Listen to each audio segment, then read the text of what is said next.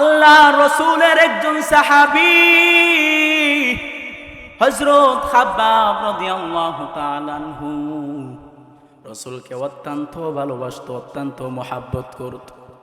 এ দুস্থ বুজুর্গ ইমানদার মুসলমান, যারা রসুলকে ভালোবাসবে তারা কেমন দামি, এই ঘটনার দিকে তাকাইলে বুঝতে পারবা। হযরত খাব্বাব রাদিয়াল্লাহু তাআলা আনহু আল্লাহ রসুলের একজন সাহাবী,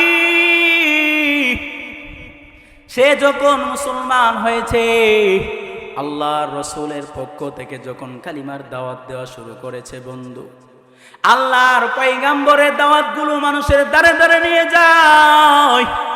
দেখবেন যারা ভালো কাজ করে তাদের পিছনে সূত্র আছে না নাই? জোরে আওয়াজ দিয়া, যারা ভালো কাজ করে তাদের পিছনে অবশ্যই সূত্র আছে। হযরত খাব্বাব রাদিয়াল্লাহু তাআলা আনহু উনি দিনের কাজ করে আর ওইদিকে কাফেররা তারা সহ্য করতে পারে না। এই মুহাম্মদ কি নতুন কালিমা নিয়ে এসেছে, মুহাম্মদ কি নতুন বই নিয়ে এসেছে, মুহাম্মদ কি নতুন কিতাব নিয়ে এসেছে, ওই কিতাবের দাওয়াত খাব্বাব দিতেছে। কি দিতেছে? কিতাবের দাওয়াত খাব্বাব রাদিয়াল্লাহু তাআলা আনহু দিতেছে। ও ভাই শুনো, এক আল্লাহকে মানো, এক আল্লাহ ছাড়া কোনো মাবুদ নাই। হযরত খাব্বাব রাদিয়াল্লাহু তাআলা আনহু যখন কালিমার দাওয়াত দিতেছে, ওইদিকে শত্রুরা তাকে আক্রমণ করতেছে। শত্রুরা এক জায়গায় জমা হইয়া তারা বলতেছে, এই কাফেরের দল শোন শোন, ওই মুহাম্মদের একজন উম্মত, মুহাম্মদের একজন ভক্ত, সে কি করতেছে, আমাদের মাঝে তারা প্রচার করতেছে যে আল্লাহ ছাড়ার কোনো মাবুদ নাই, আমাদের যে একজন স্রষ্টা আছে, আমাদের যে মূর্তি আছে, যাকে আমরা পূজা করি রে, তাকে অমান্য করতেছে। এই কাফেরের দল আয় আয় আয়, তাড়াতাড়ি করে এই বিষয়ে আমাদের একটা পদক্ষেপ নিতে হবে। যখন খাব্বাব রাদিয়াল্লাহু তাআলা আনহু কালিমার দাওয়াত দিতেছে রে বন্ধু, ওই রকম ভাবে শত্রুরা তারা জমা হয়ে জড়ো হয়ে তারা মিটিং করতেছে, তাকে কিভাবে কি করা যায়। তারা মিটিং করে কি করলো, এক পর্যায়ে তারা সিদ্ধান্ত নিয়ে নিছে এই খাব্বাবকে দুনিয়া থেকে চলে দিতে হবে। আস্তাগফিরুল্লাহাল্লাযী লা ইলাহা ইল্লা হুয়াল হাইয়ুল কাইয়্যুম। সকলেই আমার সাথে দুরূদ ইব্রাহিম পড়ে। আল্লাহুম্মা সাল্লি আলা মুহাম্মাদিন ওয়া আলা আলি মুহাম্মাদ কামা সাল্লাইতা আলা ইব্রাহিম ওয়া আলা আলি ইব্রাহিম ইন্নাকা হামিদুম মাজিদ।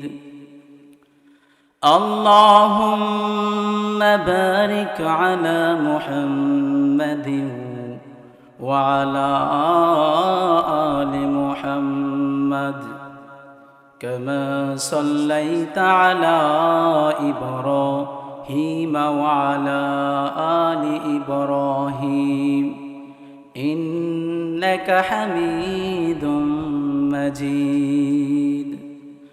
আস্তাগফিরুল্লাহাল্লাযী লা ইলাহা ইল্লা হুয়াল হাইয়ুল কাইয়্যুম। আলহামদুলিল্লাহ, আল্লাহ পাক রব্বুল আলামিনের লাখ কোটি শুকর। আল্লাহ জাল্লা শানু আমাদেরকে অত্যন্ত ভালোবেসে মোহাব্বতের সহিত আজকে একটি জান্নাতের মজলিস, একটি গুনাহ মাফের মজলিসে আল্লাহ অত্যন্ত মায়া করে মোহাব্বতের সহিত আমাদেরকে নিয়ে এসেছেন।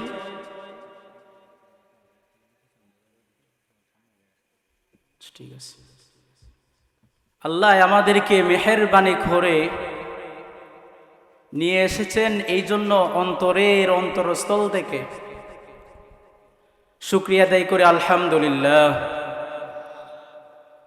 একটা বিষয় পিছনে অনেক মানুষ কষ্ট করতেছে, মুরব্বী বাবারা মেহেরবানি করে একটু সামনে আগাই, একটু কষ্ট করে সামনে আগাই, কষ্ট করে। যুবক ভাইয়েরা, মুরব্বী বাবাজিরা, দাদুর বয়সী যারা আছেন একটু সামনে আগাই। জি জি,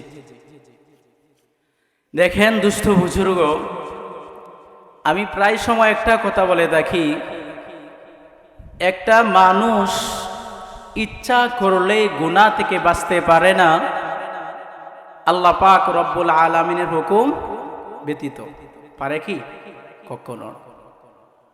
ওই রকম ভাবে একটা মানুষ ইচ্ছা করলে সে নেকের কাজ করতে পারে না মাওলার হুকুম ব্যতীত। একটু কথা বলবেন, কথা বললে কি হয়? এটা কিন্তু একটা ক্লাস চলতেছে, ঠিক কিনা? জোরে আওয়াজ দিয়ে বলেন, ঠিক কিনা? এটা একটা ক্লাস চলতেছে। কারণ আমি আপনাদের সন্তানের মতন, অনেকেরই আবার নাতির বয়সী হব। আর বিশেষ করে আরেকটি পরিচয় হয়েছে যে আমি আপনাদের এলাকার জামাই, ওই যে আমার শ্বশুরবাড়ি ওই দিকে। তো এখানে একজন চাচা আমাকে অনেক মহাব্বত করে, আর বিশেষ করে আপনাদের দোয়ার বরকতে আল্লাহ আমাকে কবুল করেছে। সারা বাংলাদেশে ইনশাআল্লাহ আলোচনা করতেছে, এটা হচ্ছে আপনাদের দোয়ার ফসল। কিসের ফসল? দোয়ার ফসল।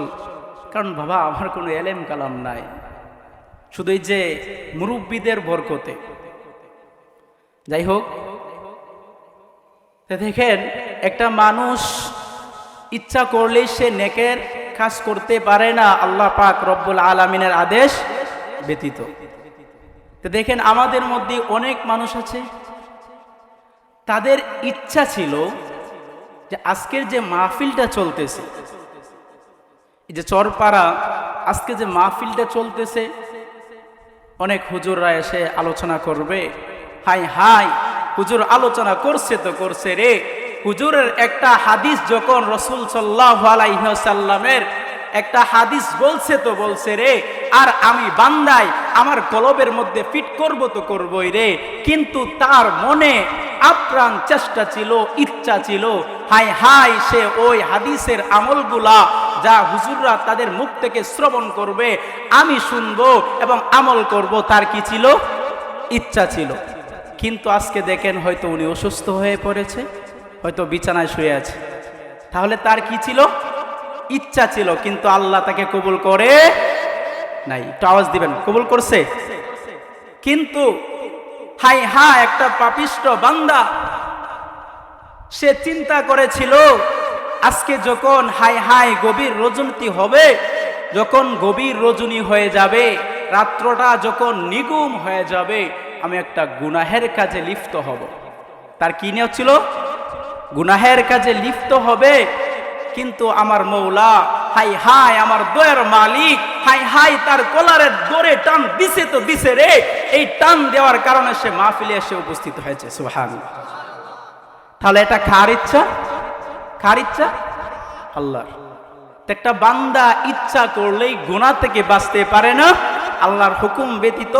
ওই রকম ভাবে একটা বান্দা ইচ্ছা করলে হাই হাই সে নেকের আমল করতে পারে। তাহলে সর্বদাই কার উপর আমাদের ইচ্ছা থাকতে হবে? আমাদেরকে আল্লাহ যেটা করে ওটা আমাদের জন্য মঙ্গল। যাই হোক, এই কথাগুলা বলার উদ্দেশ্য হয়েছে, এই চরপাড়া গ্রাম তো অনেক বড়, তাই না? কিন্তু আজকে মানুষ আমরা কয়েকজন, ঠিক কিনা? তাহলে এতে বোঝা গেল আমার আপনার রব হাই হাই মালিক আমাদেরকে তার ভিতর থেকে আমাদেরকে মহাব্বতের, ঠিক করে কিনা? মহাব্বত করে কিনা? তার ভিতর থেকে আমাদেরকে অত্যন্ত ভালোবাসেন দেইকাই তার এই যে আজকে জান্নাতের মজলিস কিতাবের মধ্যে আসছে। কোন জায়গায় যদি এলেমের কথা হয়, কোন জায়গায় যদি হাদিসের কথা হয়, হাই হাই ওই হাদিসের কথা চলতেছে, আর ওই যে মজলিসটার মধ্যে আল্লাহ পাক রব্বুল আলামিনের ফেরেশতারা ঘেরাও করে। সুবহানাল্লাহ। তাহলে আজকে আমরা কার ভিতরে আছি? ফেরেশতাদের বেষ্টনীর ভিতরে, ঠিক কিনা? দেখবেন একটা সন্তান যদি, আমি বোঝানোর জন্য বলতেছি কথাগুলো, খেয়াল করবেন। একটা সন্তান যদি পিতামাতার কাছে থাকে তাহলে সে অনেক সেফটিতে থাকে, ঠিক কিনা? তার কোনো চিন্তা থাকে না। হাই হাই আমরা যখন ছোট ছিলাম তখন কোনো কিছু বুঝতাম না, আমাদের পিতামাতা আমাদেরকে চোখে চোখে রাখতো, আপনাদেরকে রাখতো না? তাহলে এই যে পিতামাতার কাছে থাকার কারণে আমরা কি ছিলাম? সেফটি ছিলাম। আগুনে পড়ার কোনো ভয় ছিল না, পানিতে পড়ার কোনো ভয় ছিল না, ঠিক কিনা? ঠিক ওই রকম ভাবে আল্লাহ পাক রব্বুল আলামিন আমাদেরকে এই মজলিসের মধ্যে হায় হায় তার এই এত দামি ফেরেশতাদেরকে কি করেছেন? নিযুক্ত করে দিয়েছেন, তারা আমাদেরকে ঘিরাও করে রেখেছে। সুবহানাল্লাহ। তাহলে আমরা দামি না অদামি? আরো জোরে, দামি না অদামি? যাই হোক, তো এই জন্য আবারও আল্লাহ পাক রব্বুল আলামিনের শুকরিয়া আদায় করি উঁচু কণ্ঠে, উঁচু আওয়াজে, আলহামদুলিল্লাহ। যাই হোক দুস্থ বুজুর্গ, আমি আপনাদের খেদমতে পবিত্র কালামুল্লাহ শরীফ থেকে একখানা আয়াত তেলাওয়াত করেছি। রাসূল করিম সাল্লাল্লাহু আলাইহি ওয়াসাল্লামের হাদিস থেকে একখানা হাদিস তেলাওয়াত করেছি। আল্লাহ যদি চাহেন ওই কোরআনের আয়াতের উপর আর রাসূল করিম সাল্লাল্লাহু আলাইহি ওয়াসাল্লামের হাদিসের উপর সংক্ষিপ্ত আলোচনা করব ইনশাআল্লাহ। আমার আল্লাহ পাক রব্বুল আলামিন তার পবিত্র কালামুল্লাহ শরীফে ডাক দেয়া বলেন, কুল ইন কুনতুম তুহিব্বুনাল্লাহ ফাত্তাবিউনি ইউহিব্বুকুমুল্লাহ। ও আমার নবী পয়গম্বর, ও নবী, আপনি মানুষদের কাছে বলে দেন যারা আমি মৌলাকে ভালোবাসি। কাকে? জোরে আওয়াজ দেয়া বলেন, যারা আমি আল্লাহকে ভালোবাসে রে, যারা আমি আল্লাহকে ভালোবাসে, যারা তারা দেখাইতেছে আমি আল্লাহকে বড্ড বেশি ভালোবাসি, আল্লাহর হুকুমগুলা পালন করতেছি, নামাজে যাইতেছি, আল্লাহর কুদরতি পায়ে গিয়া সিজদা দিতেছি। বান্দা যখন আল্লাহর হুকুমগুলা পালন করতেছে, ও নবী তুমি বলে দাও ওই বান্দারা যেমন আমাকে ভালোবাসে। কুল ইন কুনতুম তুহিব্বুনাল্লাহ ফাত্তাবিউনি ইউহিব্বুকুমুল্লাহ, ফাত্তাবিউনি ইউহিব্বুকুমুল্লাহ। ও নবী, আপনি তাদেরকে বলে দেন তারা যেন আপনি নবীকে ভালোবাসে। সুবহানাল্লাহ। স্বয়ং আমার আল্লাহ নিজে বলতেছে, আল্লাহ নিজেই ঘোষণা করতেছে। কে ঘোষণা করতেছে? জোরে আওয়াজ দেয়া বলেন, আপনার আমার আল্লাহ দয়ার মালিক, সে নিজেই তার হাবিবের কথা মানুষের কাছে ঘোষণা করতেছে, আল্লাহ রসুলকে বলে দিতেছে, ও আল্লাহর পয়গম্বর, ও আমার দোস্ত, ও বন্ধু, শুনো শুনো, যারা আমি আল্লাহকে ভালোবাসে, যারা আমি আল্লাহকে পাওয়ার জন্য চেষ্টা করি, তারা যেন ফাত্তাবিউনি ইউহিব্বুকুমুল্লাহ, আমি রসুলকে ভালোবাসে, আমি রসুলকে যেন তারা মহব্বত করে।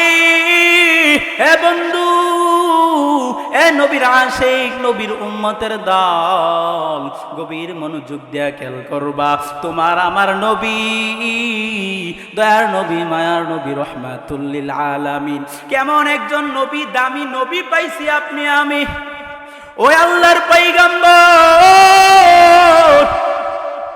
এই দুনিয়াতে, এই পৃথিবীতে তার এই আল্লাহর পক্ষ থেকে তাকে যা কিছু দেওয়া হয়েছে, আল্লাহর পক্ষ থেকে তার উপর যা অবতীর্ণ করা হয়েছে, যা নাজিল করেছে, আন-নুজুল অবতীর্ণ করা, আন-নুজুল অর্থ কি?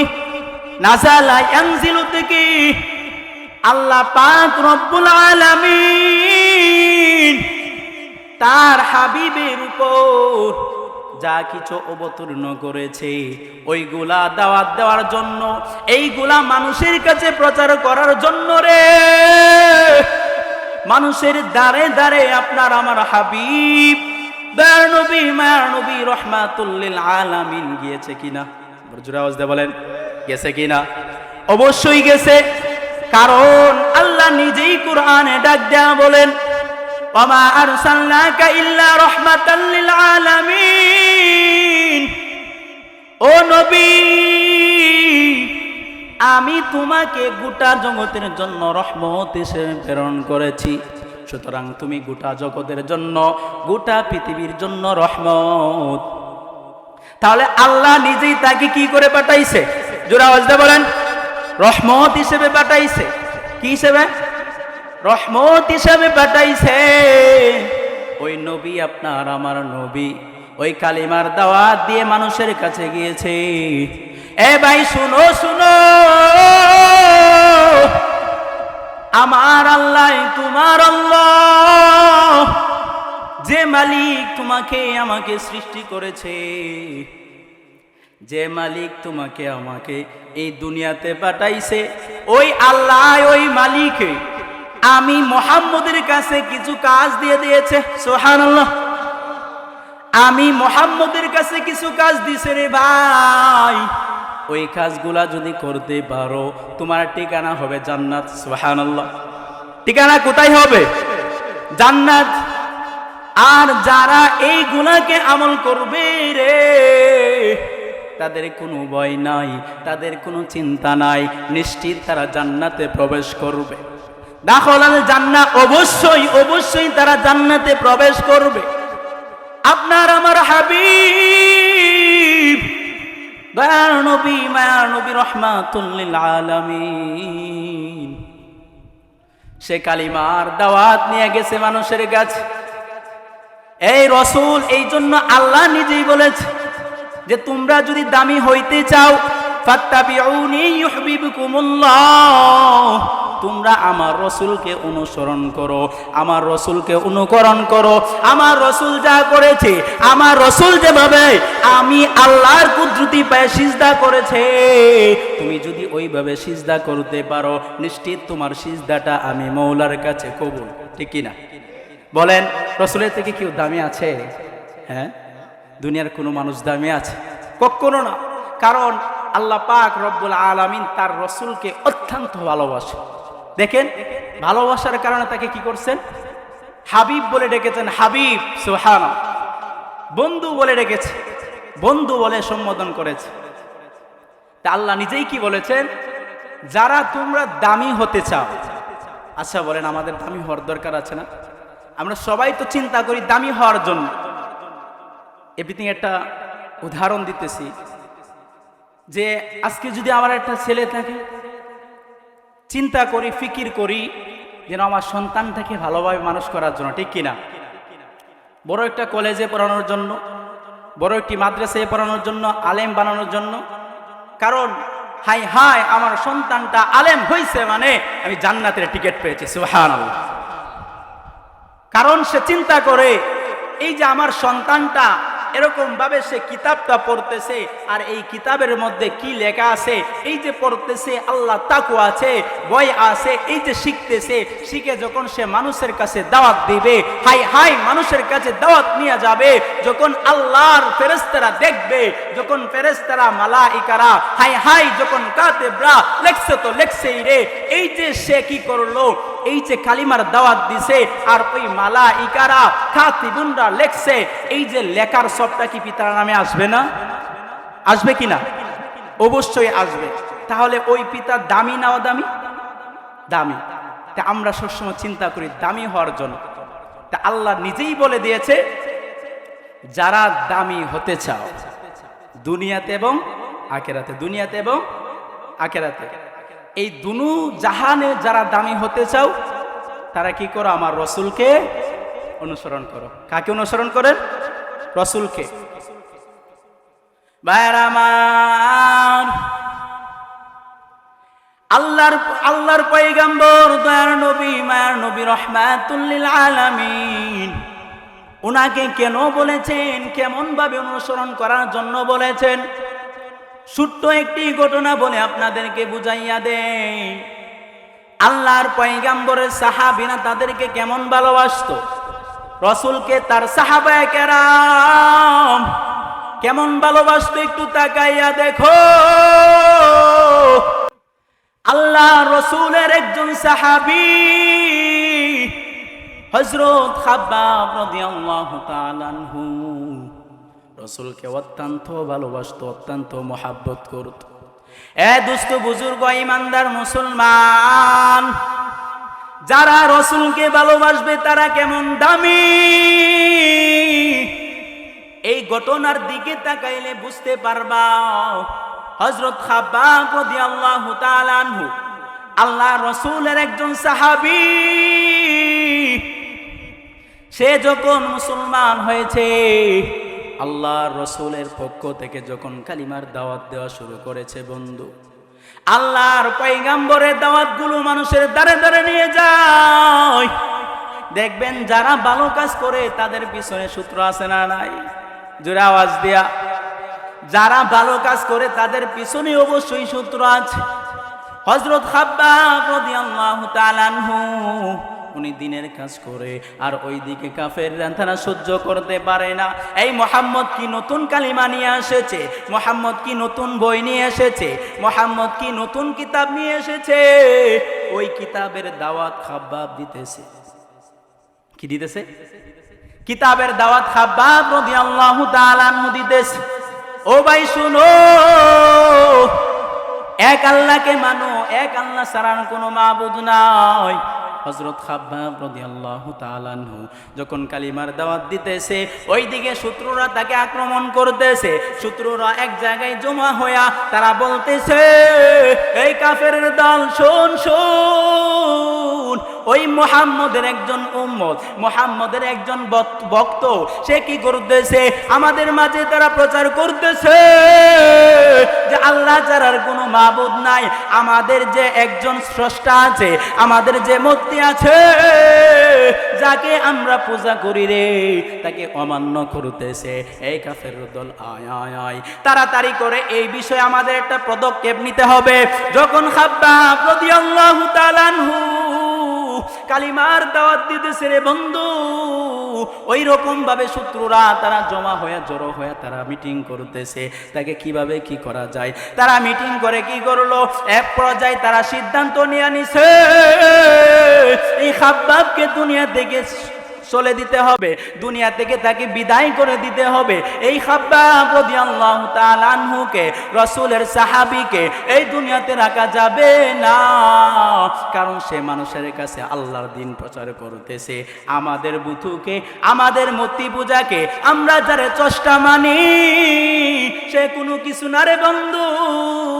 আয় আয় আয়, তাড়াতাড়ি করে ওই খাব্বাবকে দুনিয়া থেকে সরায়া দেই, এই দুনিয়া থেকে তারে সরায়া দেই। যখন তারা মিটিং করে, তারা একসাথে জমা হয়ে তারা কি করলো, ওই খাব্বাব রাদিয়াল্লাহু তাআলা আনহুর কাছে গিয়া বলে, এই খাব্বাব শুন শুন, তুই যে হাবিবকে মানতেছো, তুমি যে নবীকে মানতেছো, ওই নবীকে যদি গালি দিতে পারো, ওই নবীকে যদি অস্বীকার করতে পারো, আমরা কাফেররা তোমাকে আমাদের দলের লিডার বানায়া দিব। কি বানায়া দিবে? লিডার। তারা কোনো কেমন জানি তাকে সম্বোধন করতেছে, তাকে গিয়া কেমন জানি ঘুষ দেওয়ার চিন্তা ভাবনা করে, আমাদের দেশে যেমন দেয়, ঠিক কিনা? দেখবেন আমাদের সমাজে যদি কোনো একটা সন্তান ভালো লেখাপড়া করে, তাকে সরকারি চাকরি দেওয়ার জন্য এমপি মন্ত্রীর কাছে ঘুষ দেওয়া হয়, ঠিক কিনা? যে স্যার, আপনি যদি আমার সন্তানটাকে একটা সরকারি চাকরি দিয়ে দেন, তাহলে আপনাকে 10 লাখ টাকা ঘুষ দিব, দেয় কিনা? তে বন্ধুরা, গভীর মনোযোগ দিয়া খেয়াল করো, আল্লাহর রাসূলের সাহাবী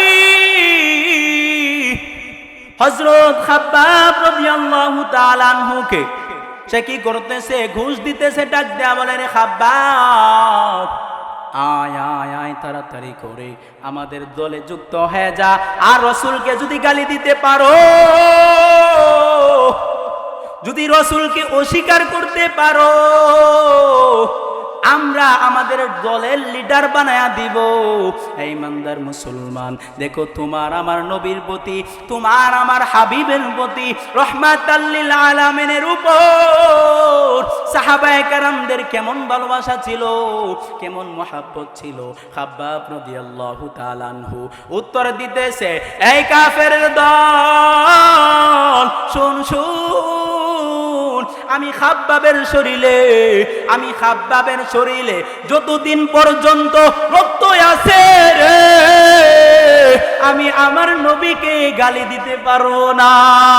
সুবহানাল্লাহ। এই ইমানদার মুসলমান আল্লাহর গোলাম, দেখো, তাকাইয়া দেখো সাহাবায়ে কেরাম আপনার আমার হাবিবকে কেমন ভালোবাসতো।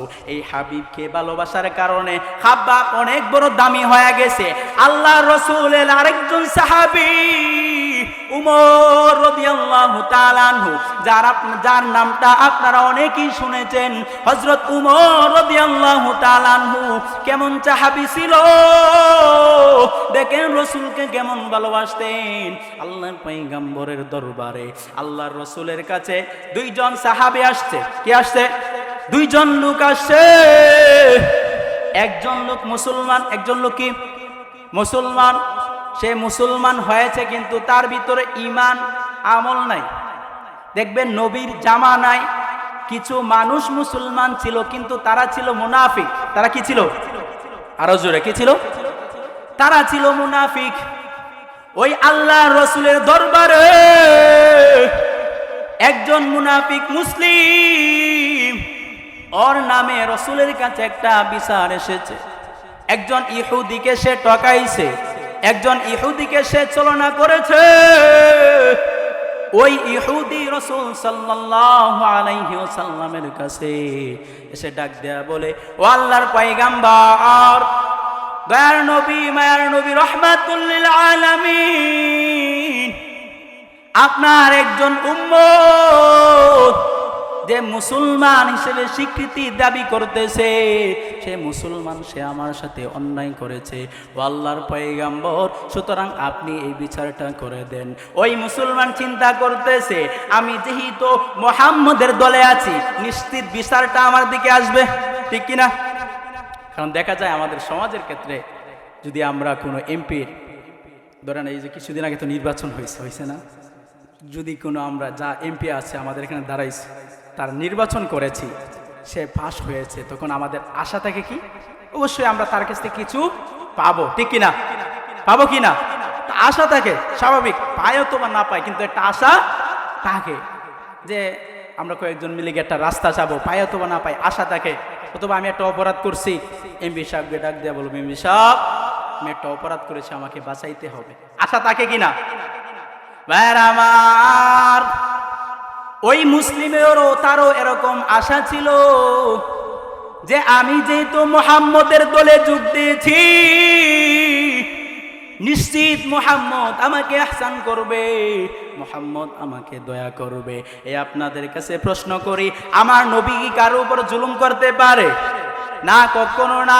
কারণ আমার আল্লাহ, আমার আল্লাহ তাকে রহমত হিসেবে প্রেরণ করেছে। কুরআনই বলে দিয়েছে, ওমা আরসালনাকা ইল্লা রাহমাতাল লিল আলামিন, আমি তোমাকে গোটা জগতের জন্য রহমত হিসেবে প্রেরণ করেছি। তুমি কারো উপর জুলুম করতে পারবে না, কারো উপর তুমি অন্যায় করতে পারবা না। তাহলে এই জায়গায় কি আপনার আমার হাবিব উনি কি জুলুম করতে পারে?